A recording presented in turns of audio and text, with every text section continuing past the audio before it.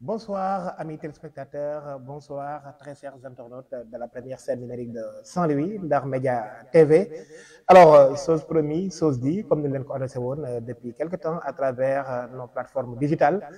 ci nag émission spéciale bi nga xam ne tey war nañ ko amal ak benn ci candidat yi nga xam ni ñooy jéem a briguer le mandat pour la Ligue régionale de football bu Saint-Louis ndax xam ngeen ni ñi ngi ci année renouvellement wu li nga xam ne nag mooy instance football yi la Fédé normalement le 2 août incha allah daanu def seen renouvellement mais li ko jiitu nag AG sectoriel yi mooy am si base bi également daanu renouveler li nga xam ne moom mooy les différents districts def tamit renouvellement l'ensemble des ligues régionales yi nga xam ne ñoom ñoo nekk ci Sénégal comme nous sommes à Saint-Louis la ligue régionale de Saint-Louis tamit dafa jiital lool parce que enjeu yu am solo également moom moo fi am moo tax nag tey ñu jàkkaaroog benn ci ñaari candidats officiels yi nga xam ni ñoo war a compétir incha allah à moins d'une semaine ngir xam nag kan mooy jiite le football régional.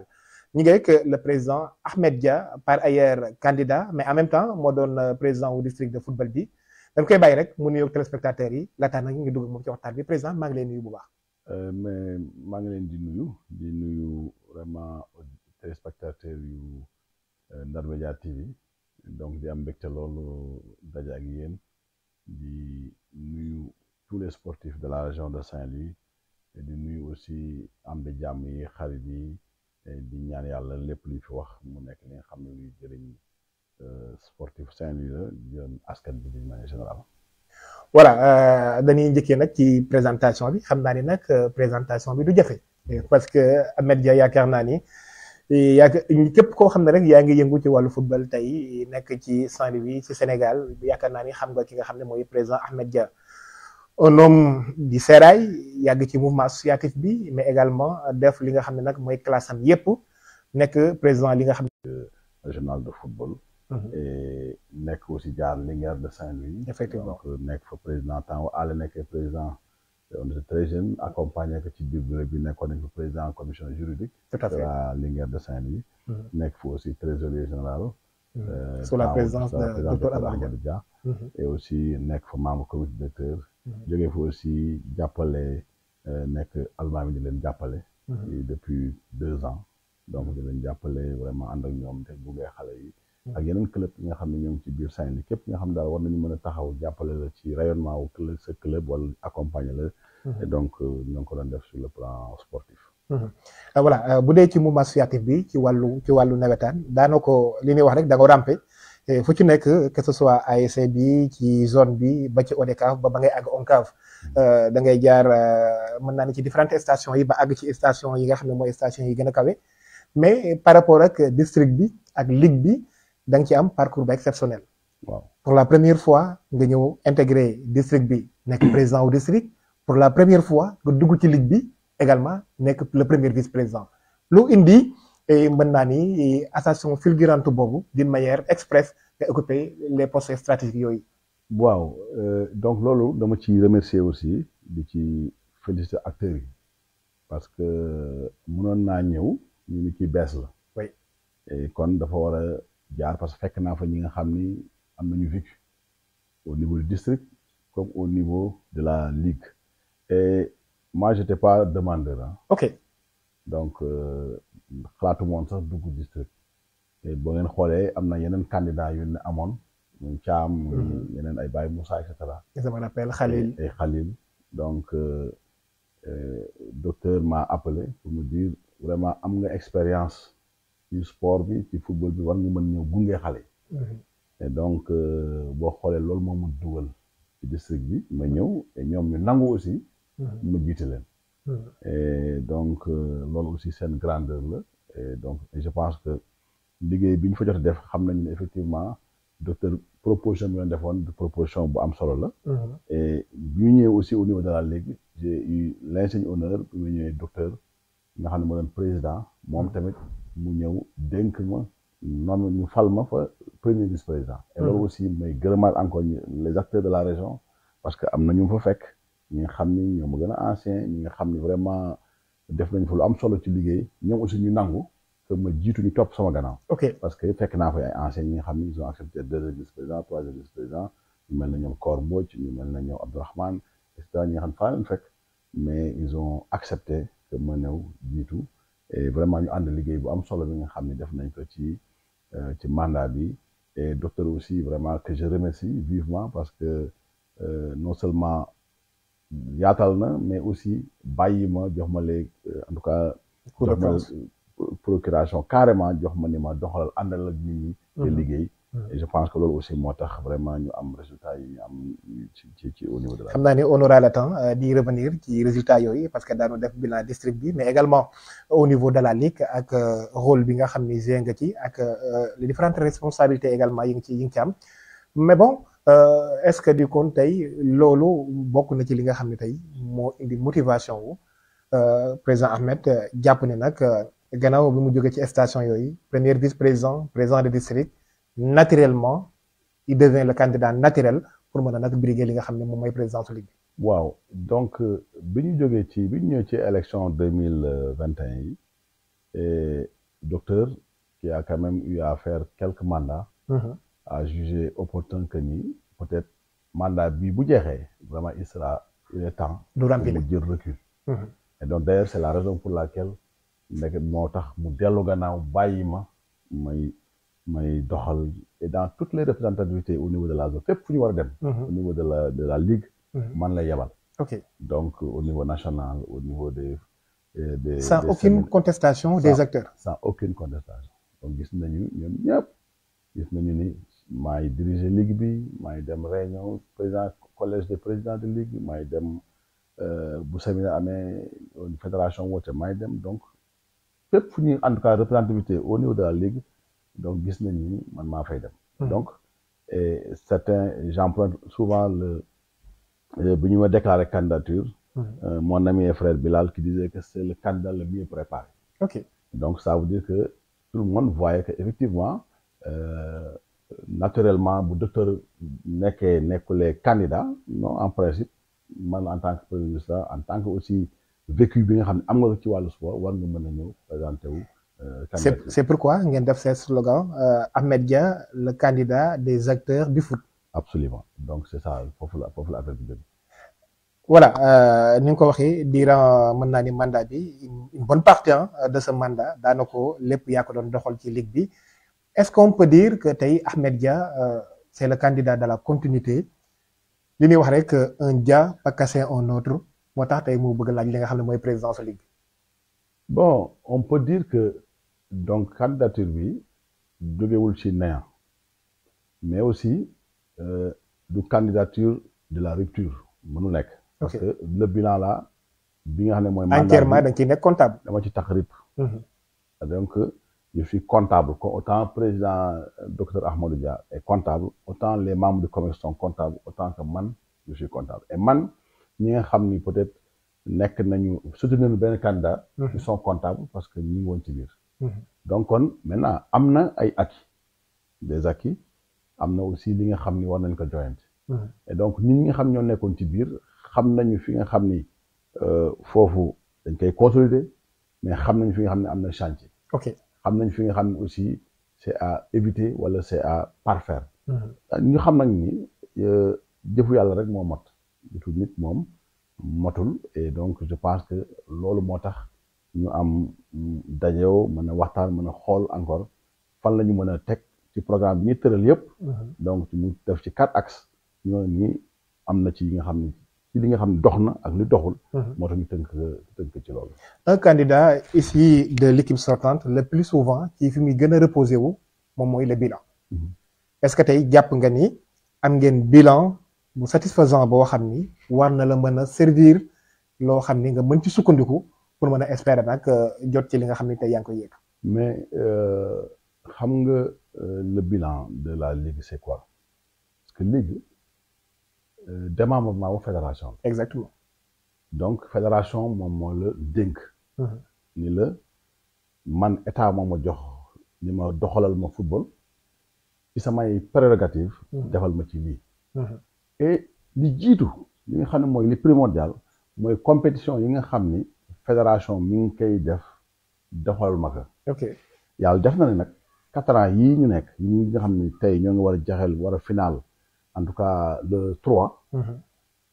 boobaak léegi toutes les compétitions mu nekk junior mu nekk senior mu nekk cadet U17 comme on dit ak junior ak senior organisé nañ ko mu terminé am na des ligues yi nga xam ne pare wuñu mosuñu pare seen ay activité boo demee Dakar bii seen ay li ñuy kaas. mais nag Dakar c'est un cas un peu spécial ah. mais même bu spécial. plus de 100 clubs. mais organisation la. waaw mais boo xoolee. y a des c'est différent ak bu mel ne Ndar boo xam ni 30 clubs la. mais y a des ligues il y a 12 15 14 clubs qui ne parviennent pas à organiser. ah là moom c'est autre chose quoi. là moom c'est autre chose. au moins organiser nañu li nga xam ne moom la ñuy ligue bi sant. dans les règles de l'art dans en tout cas ak planification bu am solo. donc loolu mooy acquis bu njëkk. maintenant yeneen yoo si def ay trucs additionnels la. ok. et donc je pense que. mission première bi daal moom mooy gestion wu compétition. gestion compétition et donc à titre d'exemple je dis que au niveau de la ligue ren organiser ñu presque 138 matchs en senior. 60 en senior en junior 10 en cadet te cadet yi interligue la. donc pour vous dire que donc volume organisation boobu et on a pu organiser de Podor jusqu'à en tout cas Pal. c'est-à-dire si territoire régional bi yëpp. on a eu à jouer des matchs. boo demee au niveau des districts yëpp joué ngeen fa. tous les districts au niveau du district de Dagana district de Podor district de Saint-Louis. ok donc et dans tous les stades yi nga xam ne ñoo am ci région de Saint-Louis. donc loolu aussi lu am solo.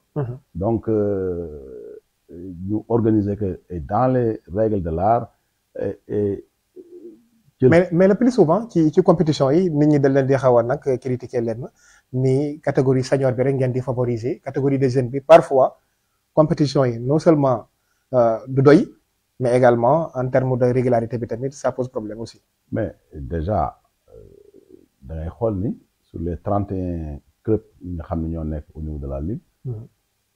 7 clubs en catégorie U17 ñoo bokk. ak qui la faute. waaw mais boobu tamit est-ce que ligue bi warul wane rigueur am. non parce que tamit normalement war na am nag une réglementation. non am na ak yenn exigence yoo xam ni. am na parce que minimum pour nga participer ci benn tournoi ci benn championnat bu mel ne championnat régional ci championnat national naturellement war nga bokk au moins 2 catégories. waaw mais dafa mel ne dafa xaw a am nag benn léthargie xaw ma nag tolérance bu bëri. xam nga par exemple boo ñëlee lu mel ne au niveau de la vallée wala au niveau département. oui donc xam nga par exemple pour defar les petites catégories ils ont des problèmes ci ay kayitu judd. ok et donc loolu c'est un frein. maintenant c'est vrai que c'est pas une excuse. mais c'est un frein. donc bi nga xam ni jafe-jafe yooyu am na ni ñu ko amee fii et même au niveau national on a posé ça au niveau du collège des présidents de ligue.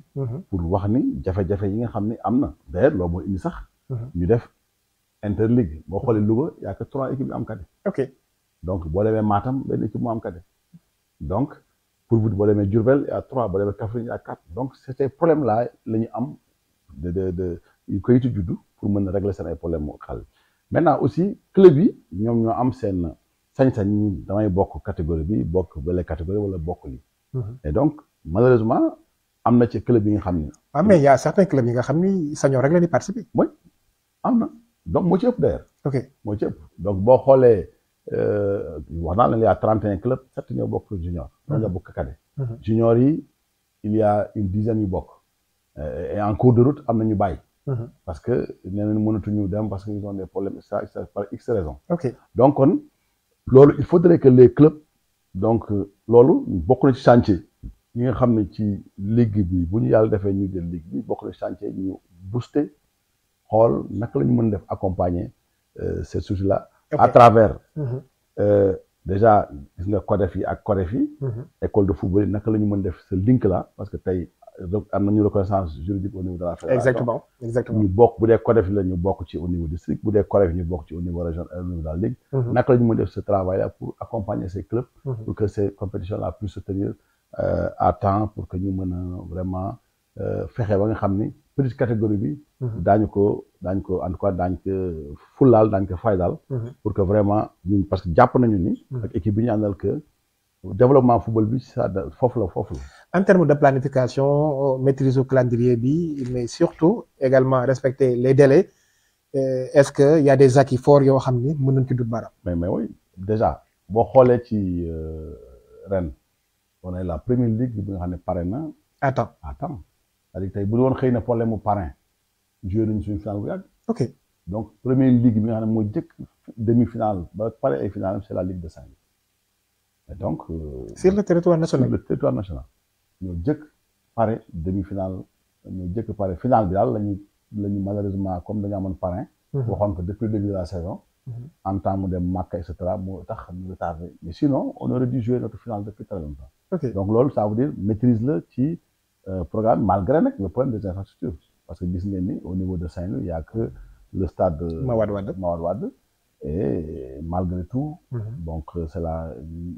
def nañ le maximum pour mën a jouer à temps jouer aussi à Pal jouer à Gandiol jouer à Raw. pour que vraiment permettre club yi ñu mën a dem parce que xam nga fii y avait 3 poules. nga xam ne amoon na au niveau de Saint-Louis benn bi 7 yeneen deux bu nekk 6. mais malgré loolu on a pu te def nañu pause au niveau de temps bi ci corps bi. ak sa corps bi. donc parce que boo demee au niveau de la vallée c'était difficile de jouer. période de corps parce que ak situation bi ñu demee foofu malgré pause yooyu ñu def yëpp. on a pu. quand même terminer à temps ba football suñu ay demi-finale avant Tabaski. donc c'est là amul benn ligue bi nga xam ne pare woon na avant. ci format bi aussi tamit président il faut ñu taxaw ci aussi gis nañ ni depuis quelque temps durant mandat bi yëpp sax mën nañ ni sous forme des poules ngeen koy jouer 4 poules même benn bi nekk dans la Danda Mayo ak yeneen poules yi nga xam ne ñoom ñoo nekk au niveau de Saint-Louis ci début championnat bi gisoon nañ fi débat yi nga xam ne moo fi suscité woon ñëpp doon wax ni sax est-ce que duñ ko def 2 poules wala poule unique. est-ce que jàpp leen ni tamit format bi des na am compétitivité bi mu soxla parce que nag le constat est là depuis mën naa ni belle lurette les équipes ici de la Ligue de Saint-Louis yéeguñu niveau supérieur au contraire dañuy régresser est-ce que jàpp leen ni tamit format bi am na lu bari lu manqué. loolu xam nga chaque fois avant ñu def championnat bu ñuy démarrer on convoque tous les responsables de club donc parce que loolu lu ñu indi mooy participation inclusive. ok. bu leen dajalee wax leen. ñun bu doon suñu sago ñu def un championnat bi nga xam ni waa Dagana di ñëw Saint-Louis waa Podor dem et cetera mu nekk par zone. mais c'est les clubs qui ont décidé ñu fekk si leen si nag. ok c'est les clubs qui ont décidé format yi ñu def yëpp club yi ñoo ci ànd parce que dañuy wax dañu am problème moyen. donc ligue bi amul benn dictat bu mu mën a imposer. non parce que en fait comme ñun li ñuy def pour ñoom la. ok je pense que warul nekk. ñu am suiviste quoi. waruñu rek ni leen. def leen li ñu def dañuy leen moo tax ñu dajal leen pour waxtaan ak ñoom. et à chaque fois 2 ans yëpp dañuy waxtaan ak ñoom dañuy bëgg sax def ko ñu def 2 poules wala 2 poules ñëpp daje mais ils disent que loolu day métti ci ñoom et bu ñu waxtaanee ñu xool li ci ëpp loolu la ñu wax ñu topp leen ci loolu mais c'est vrai que les techniciens disent que pour que championnat bi normal il faut nga def tant de match mais je pense que am nañ ci xalaat donc pour mën a incha allah bu yàlla defee suñu équipe bi jàll am nañu xalaat peut-être par rapport réorganiser que xool naka la ñu mën def pour que vraiment ce championnat là mën a dem maintenant yaa ngi wax léegi nii ñoom saa quelle équipe yi bu ñu demee ay jafe-jafe ah oui mais loolu aussi c'est parce que déjà gis nga ni dañ daan football championnat def benn championnat régional mu jeex koy def tournoi monté et donc boo demee tournoi monté bi fekk déjà les équipes sont lessivées wala fekk na aussi moyen demetul noonu donc tout le temps suñuy équipe dañuy am ay jafe-jafe mais depuis que daaw ñi nga xam ne vraiment léegi ku nekk champion régional rek da ngay monter directement au niveau national 2 donc malheureusement ren foyer moo demoon mais wàccaat na parce que effectivement léegi loolu jàngat la pour xool quels sont les problèmes fondamentaux et problèmes yi lan la c'est des problèmes de moyens problème ñu soqali jàppale leen pour que vraiment ñu mën a des à ce niveau là et donc loolu aussi chantier la bi nga xam ne war nañ ci mën a accompagner les clubs accompagner leen mais tout en sachant aussi li ma doon wax club yi dañu am seen autonomie dañu am seen autonomie bi nga xam ni aussi seen wàllu doxalin ligue bi mënu ci ingérence mënu ci nekk mais mën nañ trouver des palliatifs wala des moyens pour accompagner leen.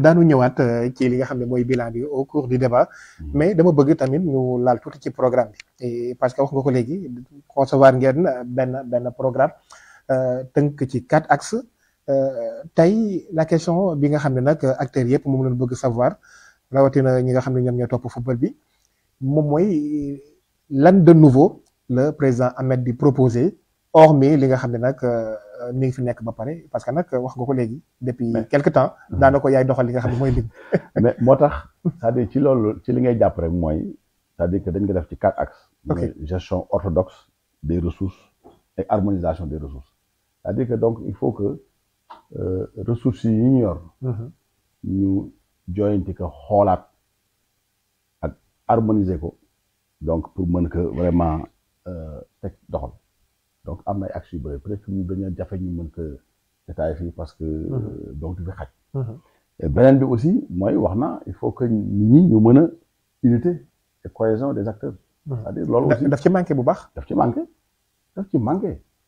malgré voilà tout ce qui s'est passé ak oui c'est de façade nii rek unité gars yi loolu c'est un chantier lu ñu war a dox la ak cohésion bi parce que aussi mënuñu def dara pour ay nit ba pare nit ñi ànduñu si mais pourtant comme ni nga ko waxee le président qui est là depuis belle lurette mi ngi fi nekk bi mooy suma jëmul 3e mandat daanaka une équipe bi nga xam ni yàgg na fi normalement affinité yi war na fi nekk connexion bi war na fi nekk mais war na mën a mais loo gis à chaque renouvellement la ngay gis depuis que docteur est là chaque renouvellement voilà waay vraiment boo ngeen bataillé ngeen xeex ngeen dañ amul fi ay âge 7 âge xamul 7 6 âge fi la ñu fekk donc mais pourtant c'est des gens qui étaient ensemble ñoom ñoo nekkoon finalement lañu mujj àndaat maintenant donc loolu chantier la cohésion boobu naka lañ koy defee waxtaan donc il faudrait que pour ñun loolu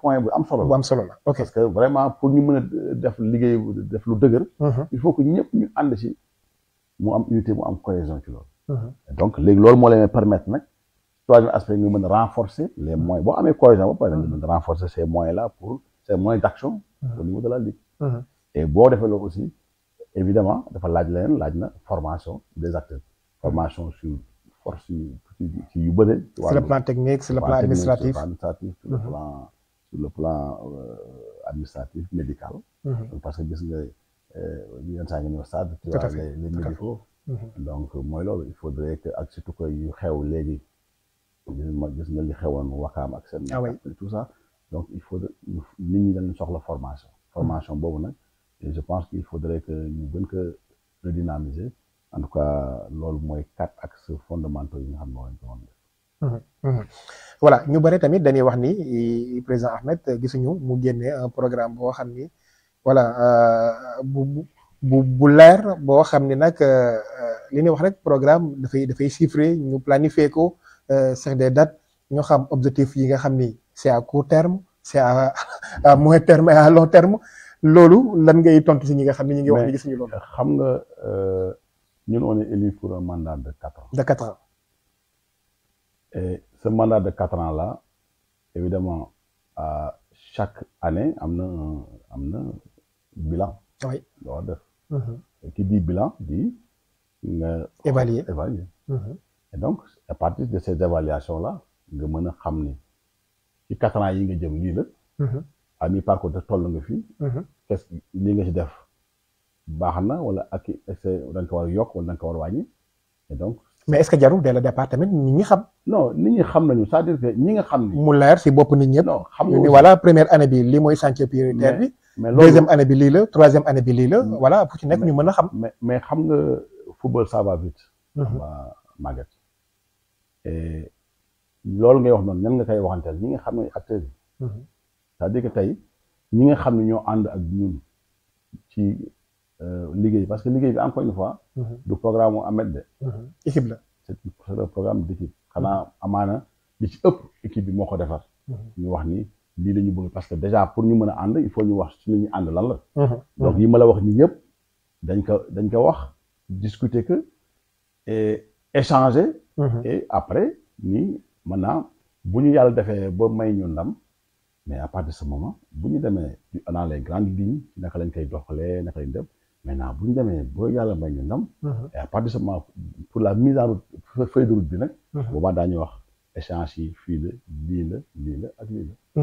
ñu bëri tamit dañuy wax ni est-ce que ligue bi am na les véritables compétences le pourquoi parce que le plus souvent gars yi dañuy gis ça tourne autour de 2 voire 3 personnes ñoom ñoo doxal activités yi wala Ahmed ak équipe bi fi nekkoon dañu am benn centralisme ci li nga xam ne muy rôle yi yemale ko seen biir joxe woon ko ni ñu ko war a joxe moom moo waral loolu.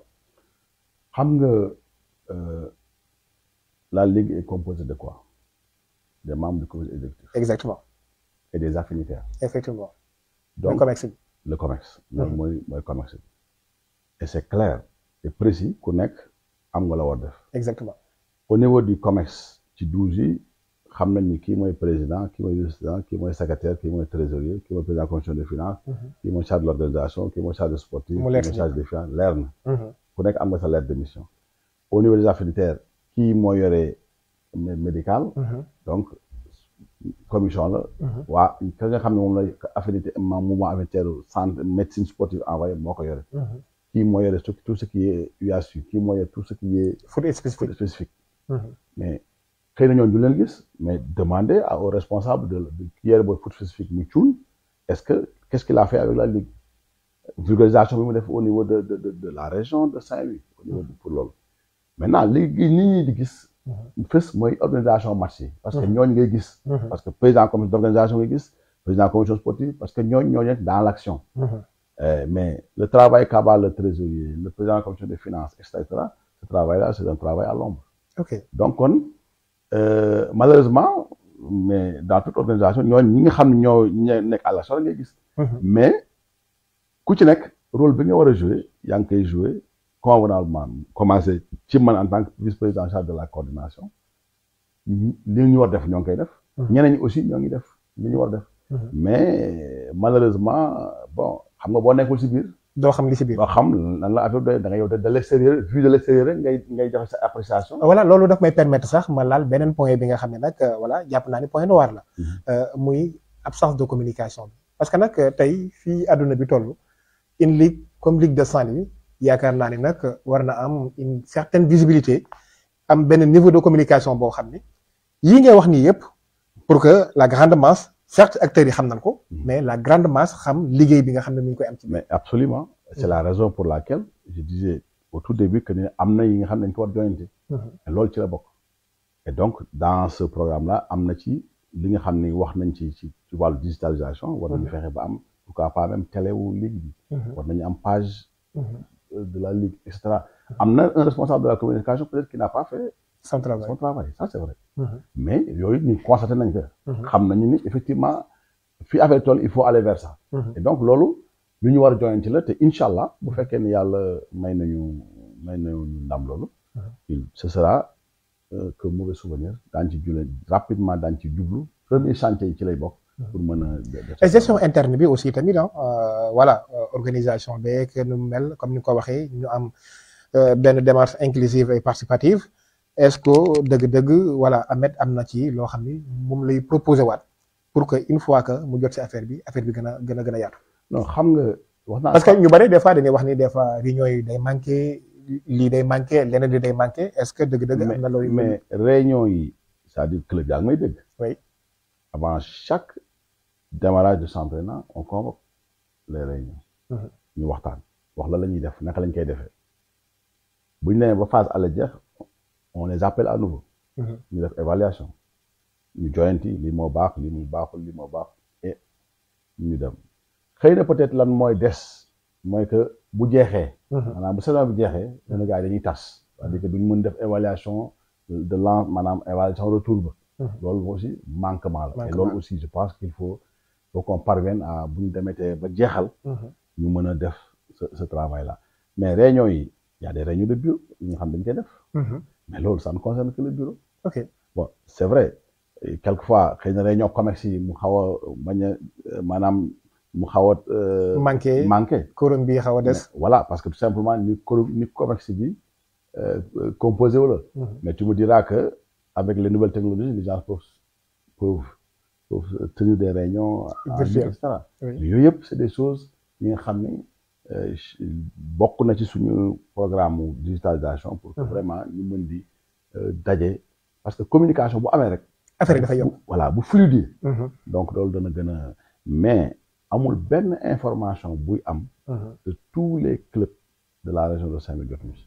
c'est important di wax ni mbokk yi yéen a ngi sur Ndar Média TV la télé des doomu Ndar la première scène numérique de Saint-Louis tey ñuy recevoir ci édition spéciale bi nga xam ni ñu ngi koy def ngir nag élection ligue régionale bu Saint-Louis ak le président Ahmed Dia nekk président district bi nekk candidat pour mën a yóotu boobule fauteuil alors président bu weesoo nag organisation match yeeg yooyu wax nga ni certes moom mooy mission première li nga xam ne mooy ligue régionale bi mais activité annexe yi tamit yeneen activités yi nga xam ne tamit dafay xaw a manqué trop ci ligue bu Saint-Louis est-ce que am nga ci une proposition booy teg suñu loxo wala également dara sotteeku si.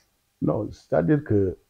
parce que am na ñu leen di sànni xeer sax ni ligue bi moom comité d'organisation des matchs rek la quoi. waaw seen xalaat la c'est-à-dire que on le concède ça donc mën nañu xaar loolu mais ñu jàpp ni aussi mission première ligue bi mooy organiser les compétitions. de la fédération sénégalaise de football. et que les ligues amuñu statut juridique il faut que aussi les gens le sachent. donc tey. loolu nag ça doit être un combat. non c'est-à-dire que suñu statut ak règlement moo ñu ko permettre. donc parce que aussi dañu tënku ci ay statut ak règlement. maintenant déggoon ngeen fii ñu waxoon ni dañuy changer le statut. exactement malheureusement jaar nañ fii ku nekk wax nga sa xalaat def nañu input. au niveau des clubs woo leen fi ñu daje ku ne wax sa xalaat ci la yenn texte lañ ko war a changer. mais nee na nag mi en bonne voie. waaw mais il suffit tout simplement la FIFA et la CAF ñu valider après. waaw sauf que. ñu mën ko entraîner. waaw sauf que au niveau foofu dafa am ñi nga xam ni FIFA. d'accord aussi. donc ni nañ ko revoir et mu tardé mais normalement c'était un chantier bi nga xam ne président sortant muy. Augustin waxoon dañ def tout pour 4 ans yi. effectivement malheureusement sottul xëy na président bi di ñëw. dañ ci mën a jub donc pour vous dire que. donc statut ak règlement yi nga xam ne moo fi nekk dafa am ñi nga xam ne ñu permettre ñu mën ko def donc tey jii boo naroon sponsor boo ko bëggoon wut sax donc il faut nga am yow peut-être doo ko mën signer sa bopp directement il faut au niveau de la fédération tey exemple daw lay joxe rek. yéen ñëpp xam ngeen ni am na benn ndox bi nga xam ni mooy. sponsorisé la fédération. léegi boo amee beneen bi nga xam ne beneen la.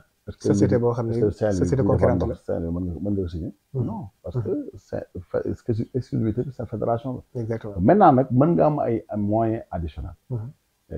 mais moyens additionnels yooyu aussi. mais nag sponsoring rek ne ko fi mën nga am partenariat mécénat mi ngi fi. mais moom laa fa laa jëm. yeneen ak yeneen mi ngi fi aussi. fa laa jëm c'est-à-dire que donc moom laa mën naa ni loolu mën na nekk. maintenant ci loolu en tout cas ci li nga xam ni moom la ñu jëm donc am na ci. ñi nga xam ni waxtaan nañ ak ñoom au moins 4 structures. ñi nga xam ni on va pas les citer ici. mais wax nañu ak ñoom ñi nga xam ni ci li nga xam ni xalaat nañ ko suñu esquisse de programme yi nga xam def nañ ko. ils sont prêts à nous accompagner sur ça. et ci wàllu comme ni ma ko waxee ci wàllu formation ci wàllu petite catégorie. ci wàllu santé. donc ci wàllu médecine sportive et aussi ci wàllu gestion administrative gestion financière donc yooyu yëpp am nañ ci ay ñi nga xam ne mën nañ ci accompagner am na ci ñi nga xam ne aussi mën nañu accompagner par exemple la coupe de la ligue. ok dañ ko war a redynamiser amoon na fi. ok donc yooyu y a des gens qui sont prêts à nous accompagner pour cette coupe de la ligue parce que tey boo xoolee ligue bi c'est composé de 31 clubs mais am na ñoo xam ne L1 lañ nekk ñi national 1 national 2 donc ñooñu ñëpp ñu def ce tournoi là.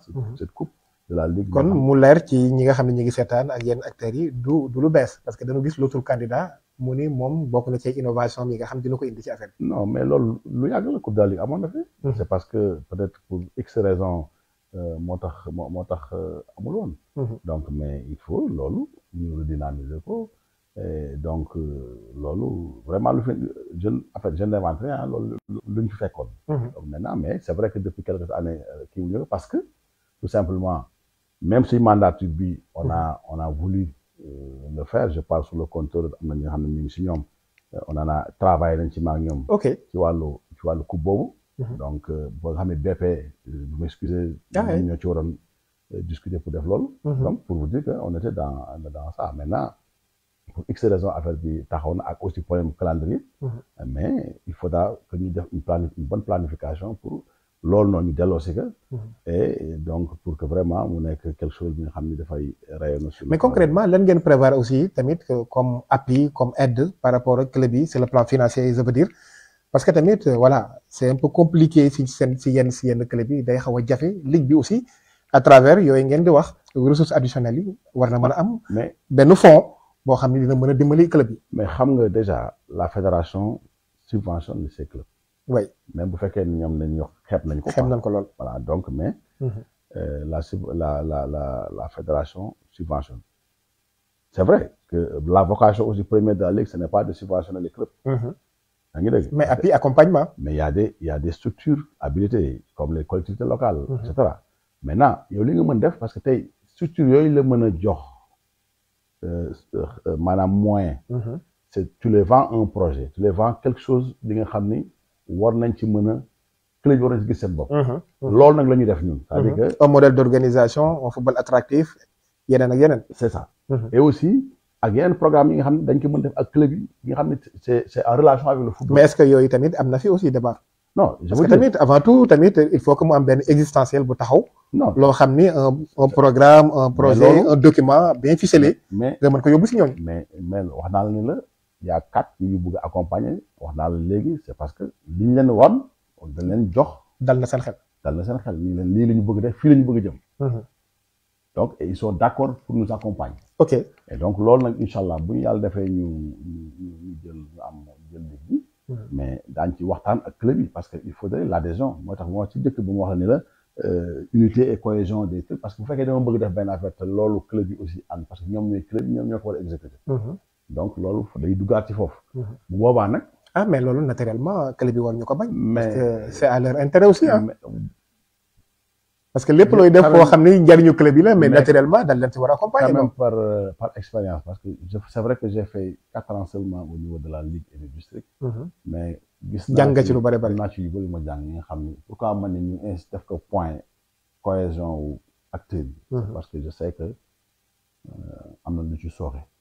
et donc pour nag ñu mën def loolu il faut que l'adhésion de tout le monde c'est-à-dire adhésion de tout le monde pas ci li ñu bëgg a def mais ci li nga xam ni loolu la ñu bëgg a def pour rayonnement football Sahel parce que en fait la finalité c'est quoi c'est pour le rayonnement du football régional. donc kon loolu moo tax ñu insister ci. donc bu boobaa daañu bu ñu yeggee ci foofu donc daañu leen woo wax leen ni. lii la ñu bëgg a def et donc bu boobaa à partir de ce moment s'ils sont d'accord sur le projet évidemment le partenaire est là pour nous accompagner dans ça. lu indi absence wu appui accompagnement wu les collectivités yi nga xam ne ñoo nekk ci espace régional bi parce que nag voilà Saint-Louis du région bu ndaw.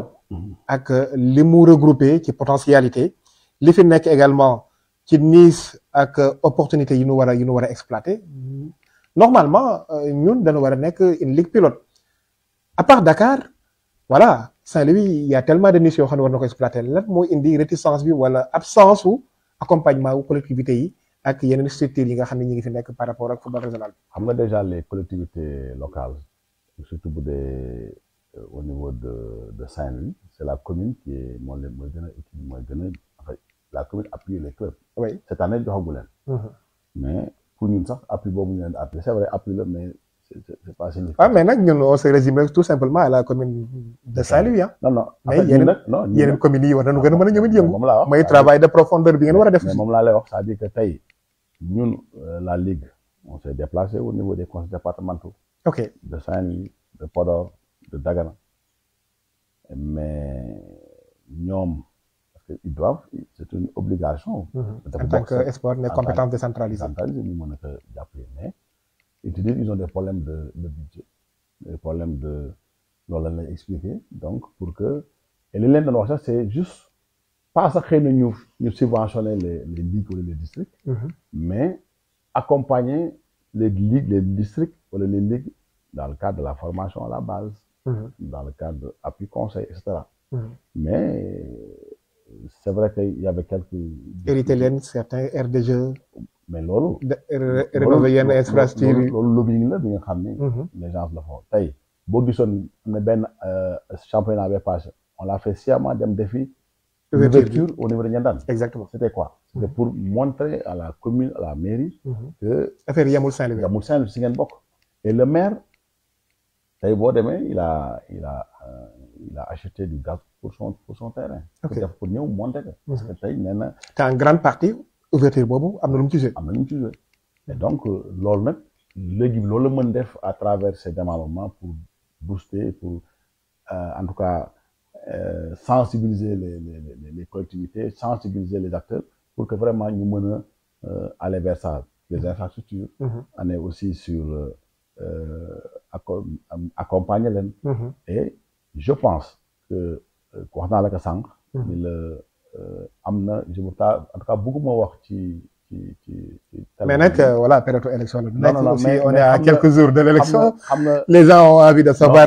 voilà concrètement lan lay am nag di teg seen loxo aussi. xam nga li am solo pour man mooy après juger par les actes.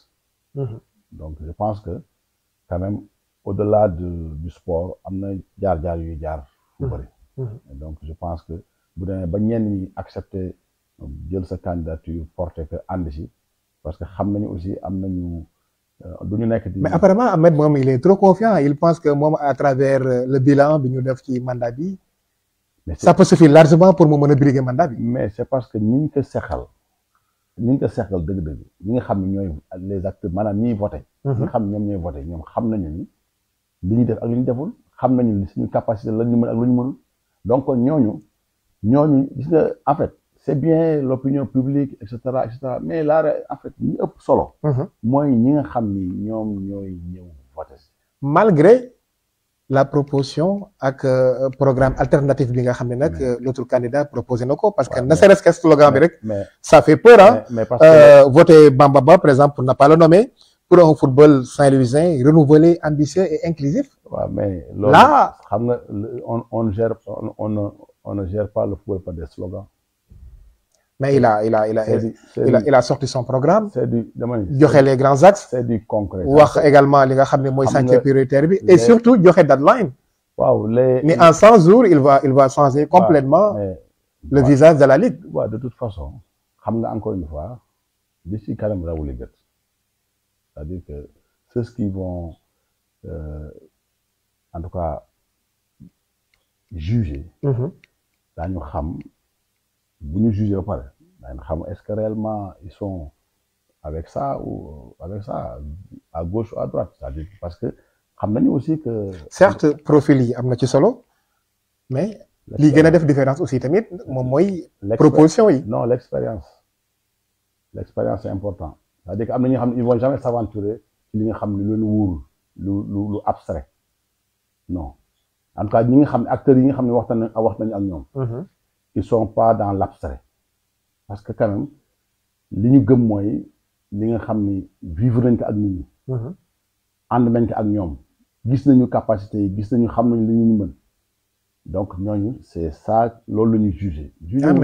mais le candidat en face également a fait ses preuves. Bon, avec waaw mais je préfère pas. waaw mais bon on est waxtaan la aussi tamit nag président parce que tey moom mooy sa vis-à-vis moom mooy sa challenger naturellement mënul génn ci waxtaan bi. waaw en fait comme tey bu moom bu fi toogoon naturellement yow it mënoo génn ci waxtaan. xam nga lu tax je voudrais pas parler de lui.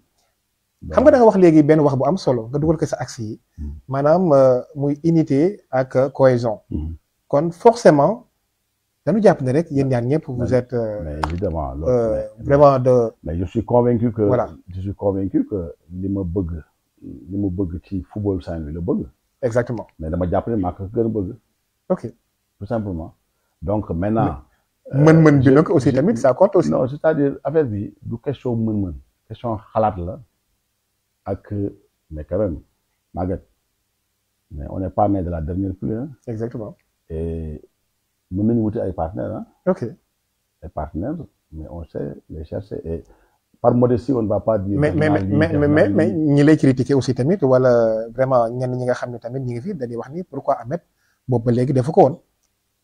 waaw mais. parce que xëy na nekk woon au premier rang. mais attends mais amoon nga nag les pouvoirs. mais attends vraiment ak les épaules larges pour mën a nag def loolu aussi. waaw attends c'est-à-dire que il faudrait que les gens quand même ñu am raison garder mooy que c'est vrai je suis le vice-président. donc mais lépp lu may def. il faut ndigalu président bi et président bi aussi am na gis-gisam. ak vision et donc tey boo ñëwee. li gis-gisu président bi ak vision président bi ci ngay tegu. mais Ahmed nag dafa amoon statut super vice président. comme disait l'autre. yow. dafa ko woon rek un simple vice président aussi. cependant. voilà même bu fekkee ni am nga vraiment ce pouvoir là. entre guillemets mais quand même am na li nga xam ni doo ko mën a def tey bu ma nekkee président nga xam ni man maay décider. oui avec l'équipe évidemment parce que je vais pas décider seul. on va programme bi ñu war def naka lañ koy defee donc am naa ci vision parce que am naa ci xalaat.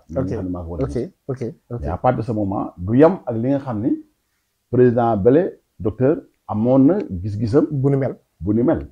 parce que quand même c'est vrai que les gens pense que affaire bi day mais yenn saa yi président wax lii nga ne ko non c'est-à-dire mu la non lii la bon tu nga def li mu wax. nga def li mu wax.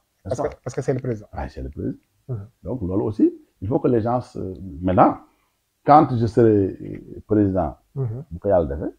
mais à part expérience bi nga jël fële. voilà ak say idée nouvelle moom ngay boole ngir mën a doxal. ak idée wu ñi nga xam ne ñoo la ñu àndal. ok donc bu boobaa. et moi xam nga man. je suis en fait un homme d'action. ay yenn comme ça théorie yeeg wax yooyu. pour man loolu amul solo li am solo mooy ñu juger la ci acte yi. et je vais pas être là pour dire que def naa lii. waaw mais yéen ñaar ñi fi nekk yëpp mën leen juger ci acte yow à travers ce cursus ak fi nga jaar yëpp mais moom it la même chose mine de rien pour un laps de temps. waaw. il a su réaliser de grandes choses aussi. mais attends le football. def tamit proposition boo xam ni bu leer boo xam ne teg na ko sur la table aussi. il faudrait aussi football commencé il y a 8 mois le football là. oui il n'a pas commencé il y a 8 mois. et j'ai l'impression que certains pensent que ce football là il y a 8 mois rek la commencé mais ce football là mais on est ici comme je disais c'est beaucoup jaar nañu Linguère. est-ce que Babacar Sy n'a pas fait la Linguère de Saint-Louis. Et il est le meilleur président de tous les temps. Ça. C'est le président de tous les temps. Qu'est-ce que Maître Awatari n'a pas fait dans le Linguère? Qu'est-ce que Docteur Dia n'a pas fait? Docteur, moi je suis son trésorier, maintenant il y a la baille qui. Donc, il ne faudrait pas que. Nous relativiser. L'homme. Ok. Connaître avec ce temps avec les gens. Je ne dis pas qu'il est en train de faire. Non. Moi j'applaudis les deux mains. Il est en train de faire pour la Linguère. Mais par rapport à l'exigence au football, le football moderne, en tant que président intérimaire. Oui. En tant que président intérimaire. Wow.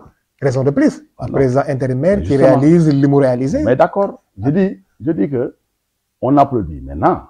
Mais la Ligue, c'est autre chose. La Ligue de Saint-Louis, Et pourtant certains disent que gérer la ligue c'est beaucoup plus facile que gérer la Linguère. Du tout.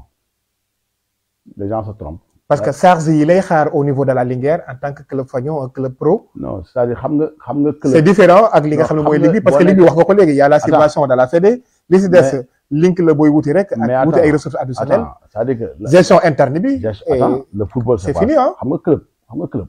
club gérer club. mais c'est facile de gérer un club. c'est-à-dire que donc si tu as des sponsors yu la mën nga sponsor et cetera. c'est club mais. football régional. président nekkoon nga trésorier Linguère. waaw le quotidien d'un club.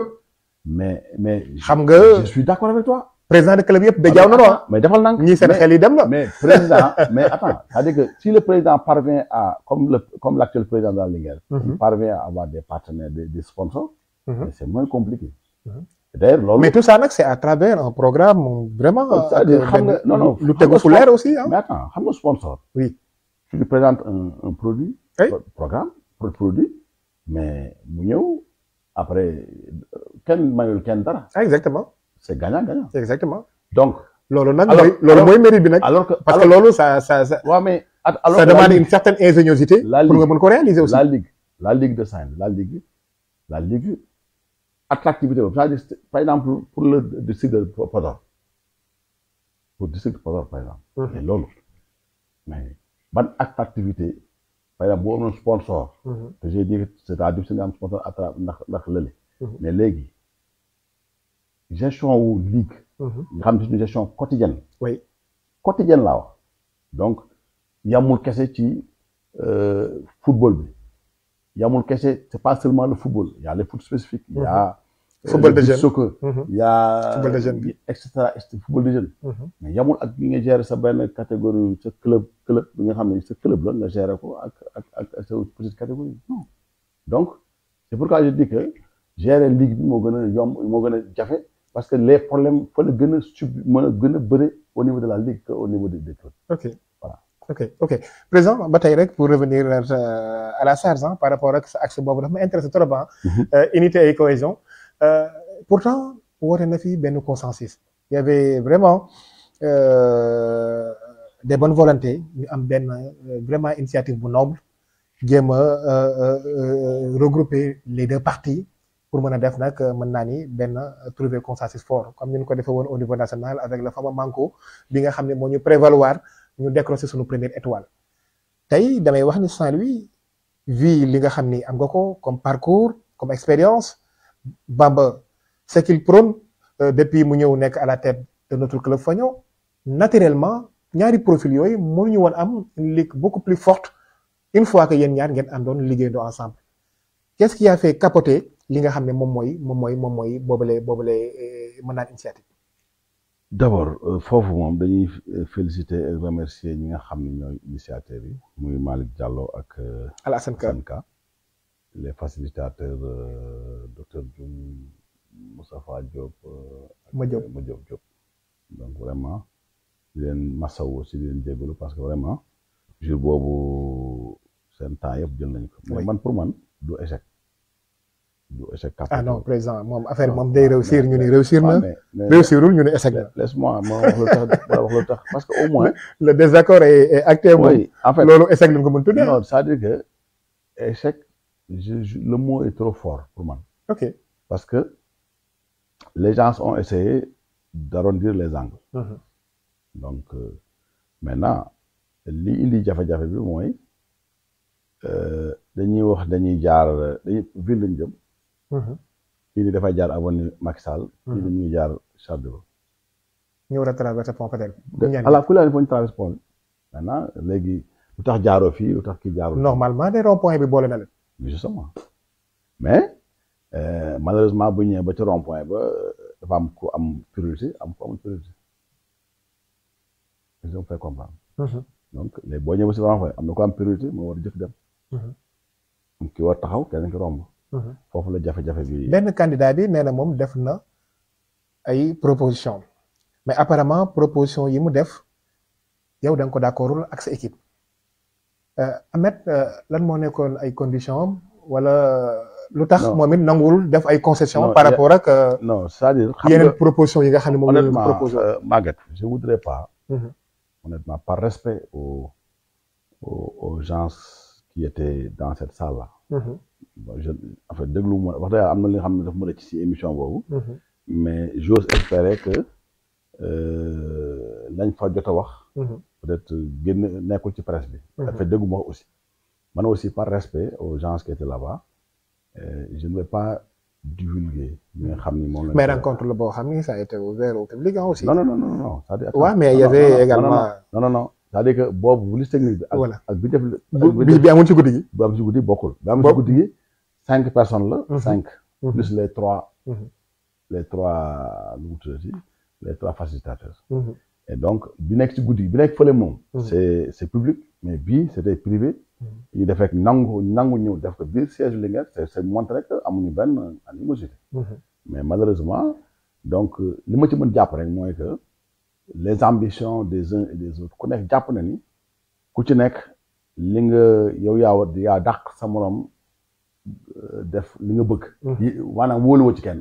ok donc loolu la choc des ambitions la rek. ok maintenant toujours est-il que bi loolu amee aussi mais les gens en toute responsabilité. on dit que jéem nañu que loolu mënul nekk mais à la kulli ànd léegi li am solo mooy que les acteurs ñu teqale. maintenant comme je dis c'est pas une fin en soi. c'est-à-dire que donc bu ñu demee ba nga xam ni acteurs yi décidé nañ ñëw nañu ñu waxtaan ñu ñëw au niveau de l'Assemblée générale mais bu jeexee mais jeex na. bu ñu nee diw la ñu félicité ko bu ne Ahmed la mu félicité et ñu dem beneen phase parce que phase élection ba jeex na. ki nga xam ni peut-être ñi nga xam ni moom moo la soxal pour développer. mais ñun on n'hésitera pas bu fekkee ni pour ànd maanaam pour fexe ba nga xam ni la rayonnement wu football bi la. luñ ci war a cërëm. mais daañu ko jox. ah mais ce sera très difficile da nga parce que ak type d'élection bi ni muy demee. defal nànk non ak mais xam nga. voilà mais attends Maguette. mais c'est pas parce que am na ñi nga xam ne président qui gagne gouverne. mais absolument. fii loolu la fay demee. mais type d'élection bi sax. voilà c'est-à-dire que boo gagné yaa nekk 12 membres commission yaa ci nekk. voilà mais je veux dire c'est-à-dire xam nga comme moom li mu wax c'est-à-dire mi ngi dimbale.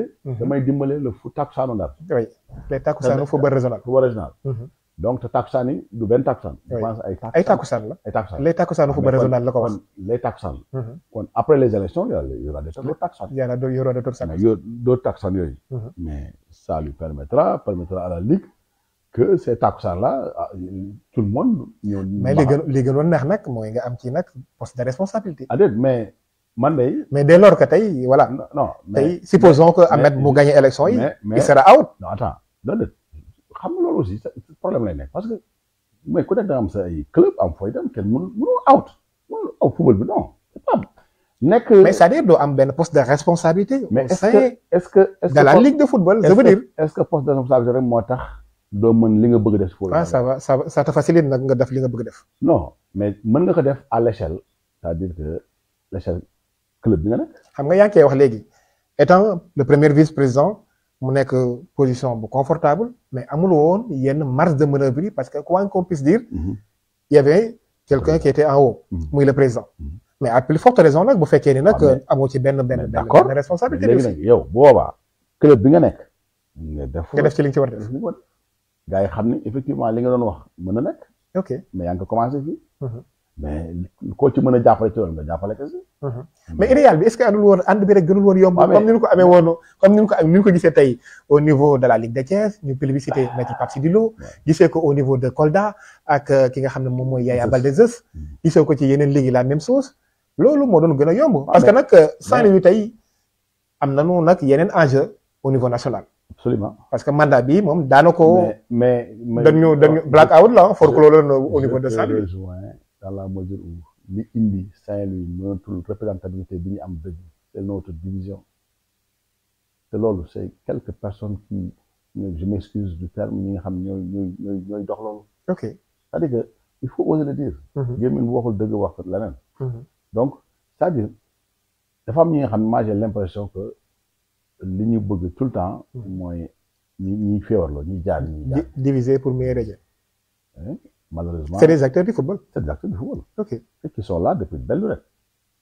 ñuy wax ni def na fi 15 ans 16 ans mais ñoom ñoo ngi fi. mais j'aime bien la formule de docteur Dia di ko nuyu au passage daan na wax ni yàqkat yi lépp leen jaral ñi bëgg defar bu leen jaraloon lu ko raw affaire yi day baax. waaw mais justement moo tax ñun ñu taxaw temm ni on va pas se laisser faire on va aller jusqu'au bout parce que am na yenn yi nga xam ne aussi c'est pas courtois c'est pas en fait du lu rafet du lu jaadu. donc loolu mu wax noonu. lu ñu gëm la. ok te ànd si ak moom à 100%. li mu jaral ñi nga xam ni ay yàqkat yooyu dañuy jaral lu mu mënti jaral pour que ñu yàq boobu bañ def mais au moment où ñun ñu ngi xiiroo ko ŋaayoo mais les gens sont en train ailleurs fële dem ci kaw. di nas. di nocci. parce que boo ñëwee da ngay fekk ni maanaam wagon bu mujj ba moo fa des. la fa des rek nga jël. ah oui parce que on est l'ère des grands ensembles. voilà parce que foofu la adduna bi toll. mais donc loolu nag encore une fois du lu ñu bëgg lu ñu yéene. mais malheureusement c'est un constat. ok c'est un constat. ok voilà président daanaka affaire yaa ngi bëgg sore mais gis nañ ni tamit ñi ngi jot parfois yenn critiques yoo xam ne ñuy wax ne tamit à travers la subvention bi nga xam ne mooy fête bi moom la leen di jox ñu si bëri tamit nee nañu gestion bi ñu ngeen di gérer fonds yooyu tamit des na leer seen bopp dafa amul une certaine transparence wala manque d'information la. xam nga bala nga naan naam def. la fédération je pense que c'est une organisation organisée. nga xam ni dafa am ay audit yu ñuy def. la fédération li muy def xaalis bu mu joxe rek. dina laaj ay pièces justificatives yu leer. ba dafa am fu muy dugg. ok dafa am fu muy dugg. ay rubriques yu leer. ay rubriques yu leer xaalis bi pour compétition la. xaalis bi fayal ma arbitre bi. xaalis bi pour petite catégorie la. xaalis bi pour fonctionnement wu ligue la. xaalis bu mu joxe rek am na rubrique.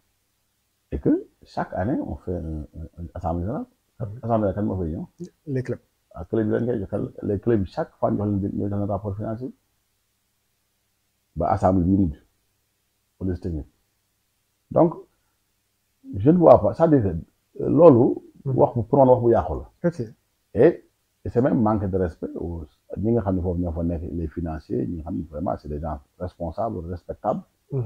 et ce bilan là day dem au niveau de la fédération. donc fédération à chaque fois ñoom dañ koy approuver. ah mais oui parce que xaalis bu ñu joxee ñoom xam nañu xaalis bi ñu joxee pour lan la di arbitre yi on les paye presque. ñoom nga xam naa ne à 80 voire même 85% ñoo koy jël. 4 millions et quelques la leen fay arbitre. loolu moom ça c'est sûr. voilà donc yeneen yi compétition des jeunes. ñu ñoo koy jël en charge. fédération moo lay jox xaalis pour loolu donc xaalis boobu et puis xaalisu fédération li muy envoyé yëpp ay 6 millions 500 la 6 millions 500 ou 7 millions je ne sais pas. donc yooyu. xaalis bi nga xam ne pour football bi la. te dafay jëm si au contraire dafay manqué sax. ñu. wut xaalis moo tax actuellement ni may waxante yow. donc am na xaalis yi nga xam ni président bi moo ko si def complété pour ñu mën a terminer saison waaw donc kon ces gens là ñooñ li ma jaaxal. ñuy wax loolu mais ñoom ñoo nga woon sa bureau ñi ay secteur te def ñu amendement def ñu yenn kii yi wala dara. non ñoo nga foog jox na leen rapport activité rapport financier. ba pare ay membres ligue la ñu am na ñi nga xam ne ñi nga xam ñoo ñu nga woon ak docteur nekk si biir bureau docteur. docteur a fait 16 ans xaw ma lan et quelque mais ñooñu 16 ans yëpp.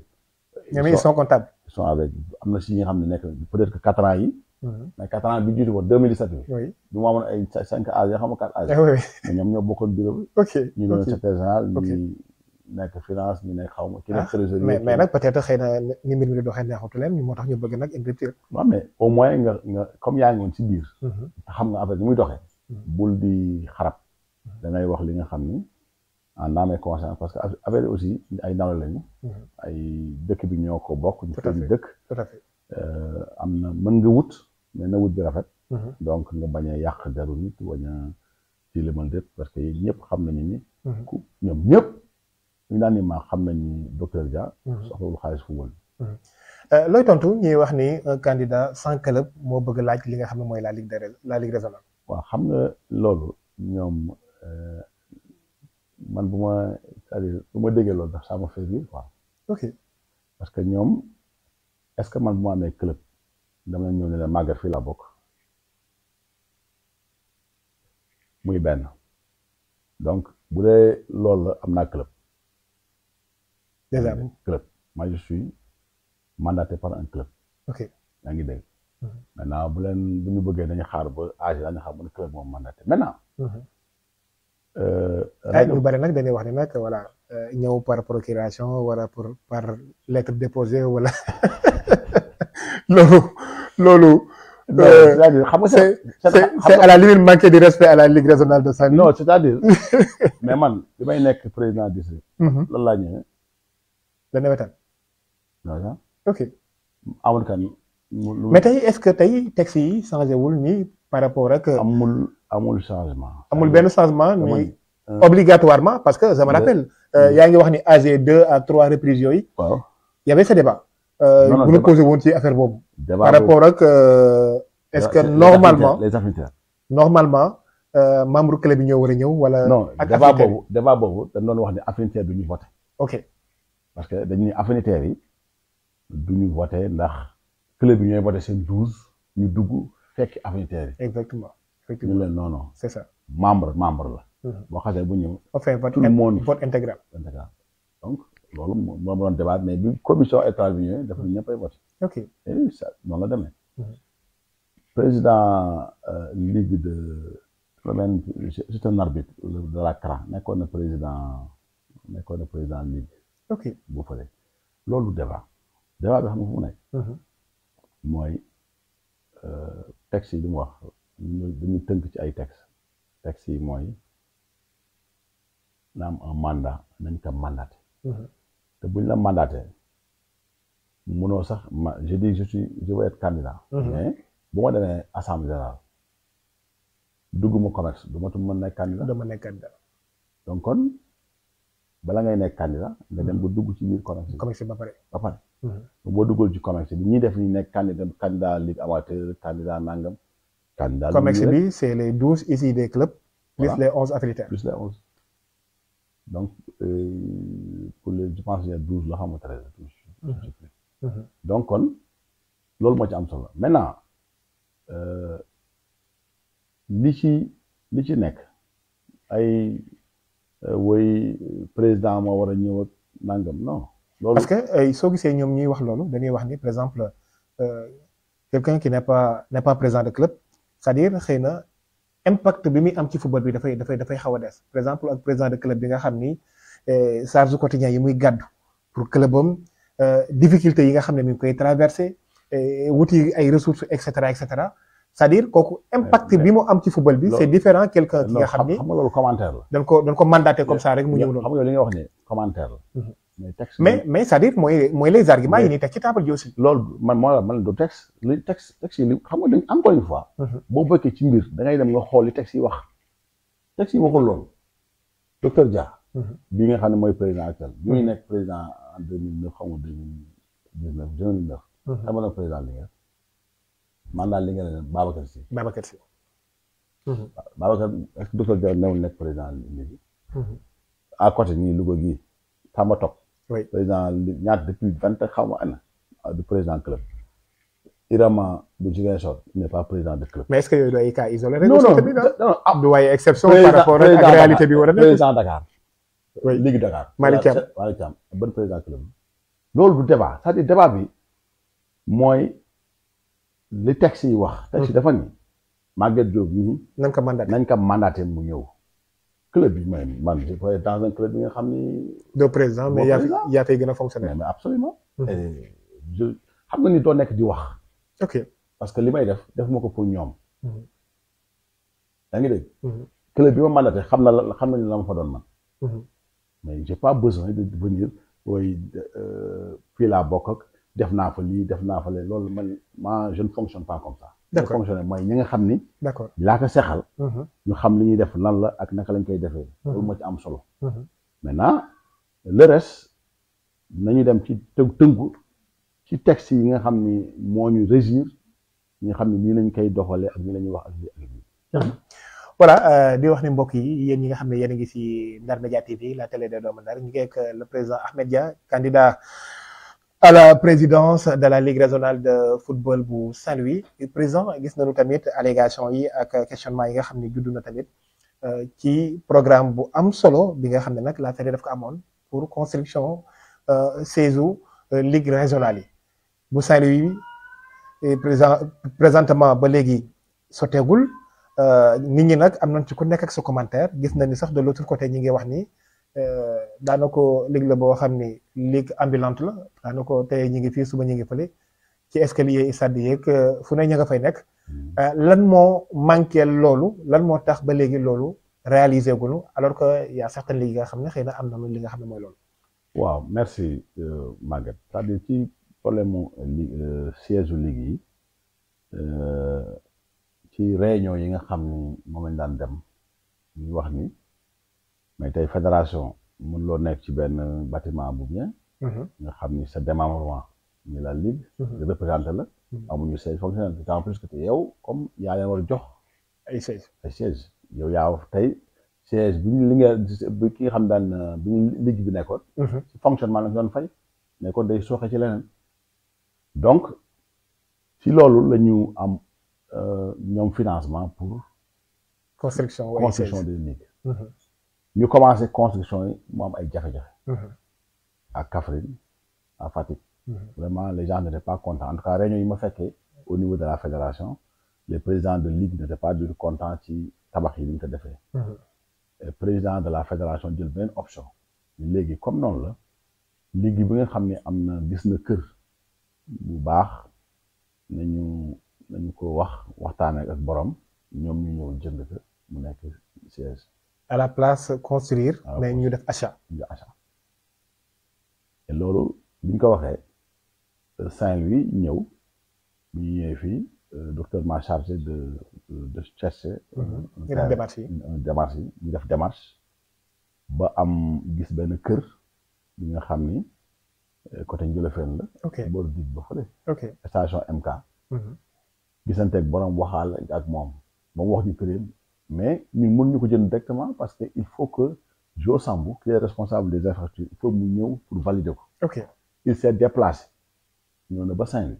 def le constat xool dugg ci kër gi visiter def les points et tout j'étais avec lui avec Dia ak Jara ñoo àndoon ak borom kër gi. ñu def le constat et tout mu dem def son rapport. ni baax na waxaale ni borom kër gi nañu jënd mais xam nga tu sais l'administration. exactement dafa am procédure yi moom.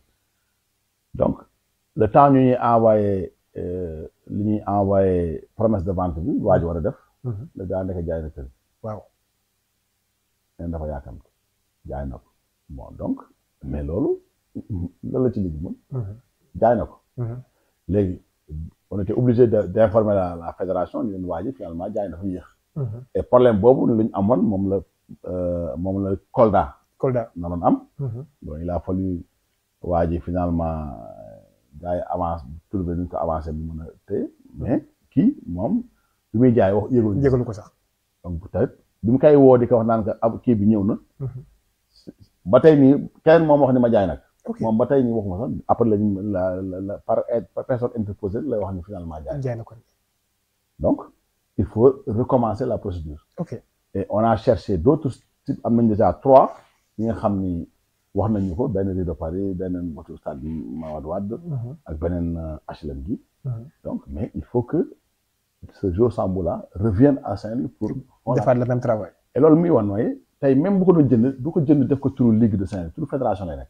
ok mooy li ma doon wax sànq fédération ligue amuñu statut juridique fédération turu fédération président fédération bi mooy signé ak kooku chèque yi ñuy joxe ñëpp fédération mooy jël chèque am jox ko directement donc jëlul xaalis di ko envoyé par la ligue non. j'ai entendu ça jël xaalisu ligue bi xaalisu siège bi envoyé te ligue non bu ñu demee ba d'accord dafa am procédure. bu ñu demee ba d'accord ak borom on lui donne la moitié une avance le temps ñuy finaliser procédure yi pour dem notaire.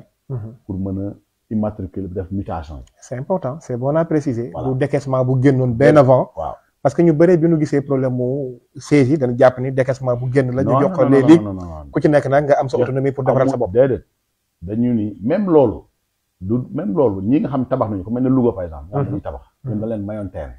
depuis 15 ans waa Louga bi ñuy tabax entrepreneur bi dañ ko jox avance maanaam dafay dem fédération taxaw daafu fédération moo koy jox chèque mu dem liggéey bu demee ba toll ci benn étape mu ñëwaat ñu def joxaat ko chèque donc amul benn ligue bu gars yi envoyé ligue yëpp la laa ñu am siège amul kenn ki nga xam ni dañu jël xaalis envoyé ko sa compte pour nga jënd kii déedéet le concerné mooy ñëw à la fédération gis ngeen photo yi ngeen gis yëpp président ba day taxaw ak waaja dage ba wala directeur wala secrétaire général ba ànd ak moom jox ko chèque donc kon yooyu ay en fait c'est des je m'excuse terme loolu du c'est des mensonges amul donc xëy na donc noonu la en tout cas au niveau de la Ligue de Saint-Louis demee te Jo Samb nous a promis que dana ñëw rapidement parce que des na ñun Tamba amagul Thiès keroog la réunion bu mujj bi lañ jënd kër gu yàggagul ñoo ngi koy tabax pare il y a que ligue yu pare yu siège yu pare Kaffrine la ak Fatick Diourbel président moo tabax noonu donc d'ailleurs Sédhiou je pense que def na immigration Sédhiou non Sédhiou terrain bi lañ doon def immigration terrain bi lañ doon def immigration waaw donc kii ba pare Tamba parewul Kaolack parewul donc ligue yi ma lay wax ni en tout cas réunion yi ma fekkee il y a que ligue Fatick Kaffrine ñi nga xam ne pare nañ te loolu fédération tabax Diourbel président Ablaye Fall moo tabaxal boppam voilà donc yeneen yi des yëpp benn pare bi je pense que loolu leer na voilà président point bu mujj bi nag je pense que on a fait le tour parce que li ñu waroon wax yëpp concernant assemblée générale bi nga xam ni c'est bientôt lañ koy amal ngir xam nag kan mooy nekk président wu ligue régionale bi gis nañu tamit yenn yi nga xam ne tamit waroon nga ci indi des éclaircissements jot nga ko leeral ñi ngi waajal nag finale régionale bi et cette année ça va être une finale exceptionnelle parce que voilà li ma ko waxee woon bërki démb rek ak le directeur du stade réveil médaille bi ñu ngi doon xaar ñu réfectionné li nga xam ne mooy stade maître wala Mawade Wade tey tax na final bi du nekkati Saint-Louis fi nga xam ne nag mooy Saint-Louis commune wala Saint-Louis département tamit dañ koy génnee ci raison bi waaw ndax disposition yi ngeen war a jël yëpp jël ngeen ko waaw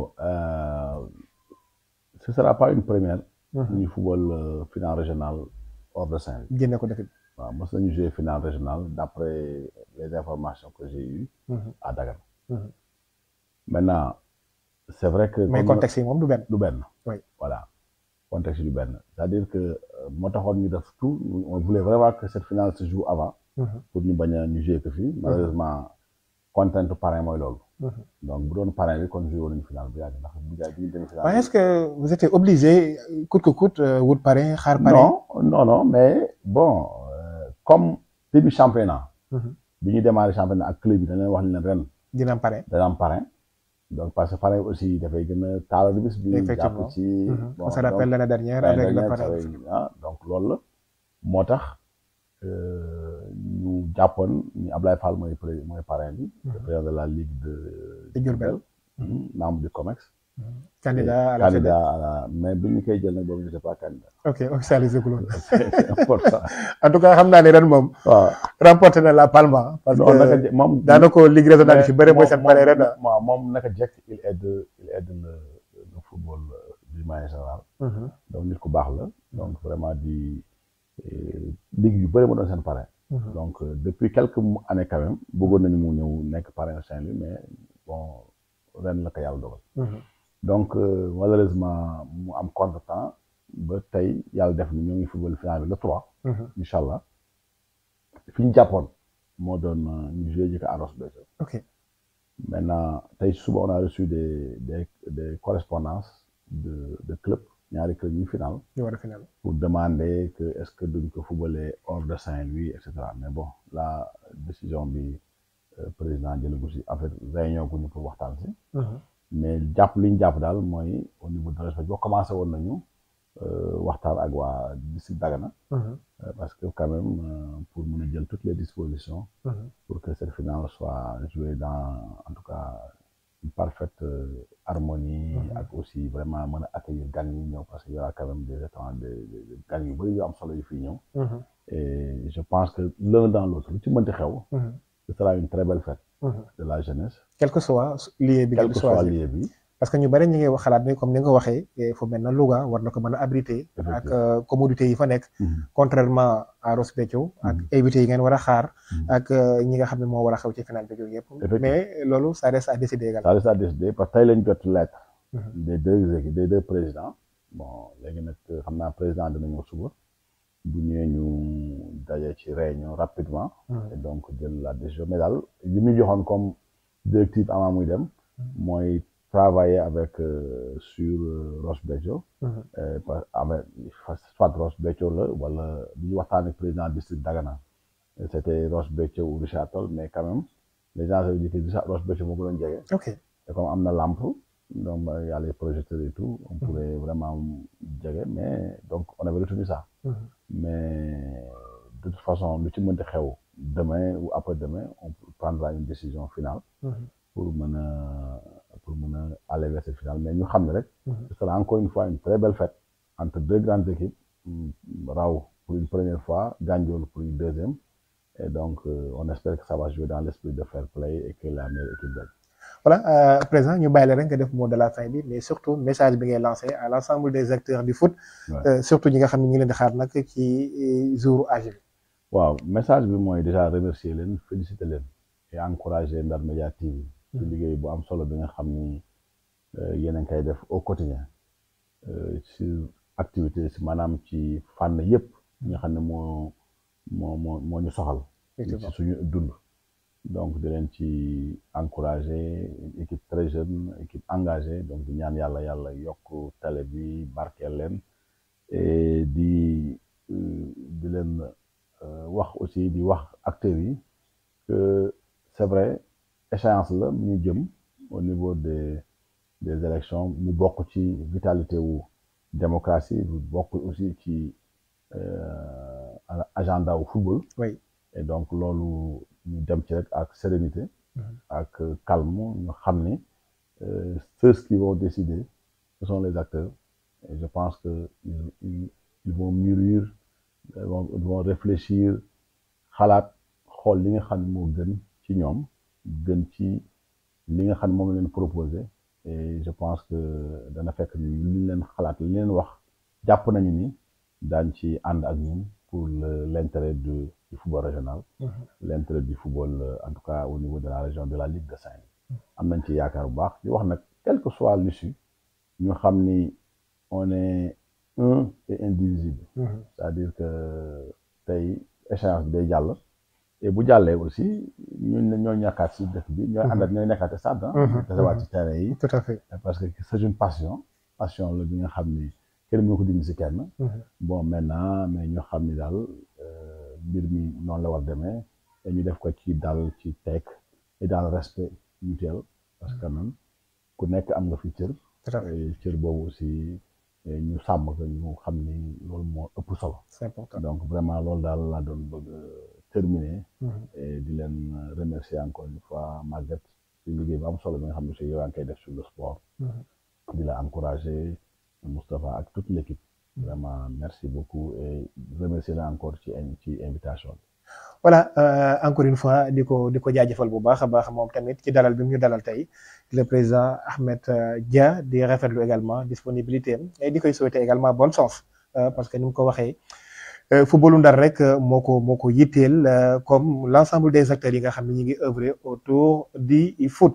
C'était important à quelques jours ñu dem ci élection yi ñu dajeek moom waxtaan ak moom mu expliquer ñu les raisons ak les réelles motivations yi indi li nga xam ne mooy candidature am mais également def tamit au poñ fin quelques points ci programme bi nga xam ne tamit moom la teg ci table bi waxtaan ci tamit ci li nga xam ne nag mooy quelques sujets d'actualité yi nga xam ni c'était important ak réponse yi nga xam ne jot na ko indi mu nekk loo xam tamit lu am solo di wax ni tamit on est open donc xëy na timing bi xaw na gàtt di def bareetul par rapport à l'autre candidat pour les questions d'équité moom it s'il est partant ñu nit daanu déplacé wu fekki ko jox ko suñu micro waxtaan ak moom ci li nga xam ne nag comme ni ñu ko defee ak le président Ahmed Dia di gërëmaat bu baax a baax équipe technique bi ñu àndaloon Moustapha Seck ci réalisation bi di gërëm également Abdoulaye Diallo ak Sow ñi nga xam ne ñoo yoroon caméra yi di jaajëfal bu baax a baax téléspectateurs ak internautes yi nga xam ne nag ñoo taamu la première scène numérique de Saint-Louis bi ñu ciy topp jaa ngeen jëf et rendez-vous très prochainement pour d'autres éditions spéciales.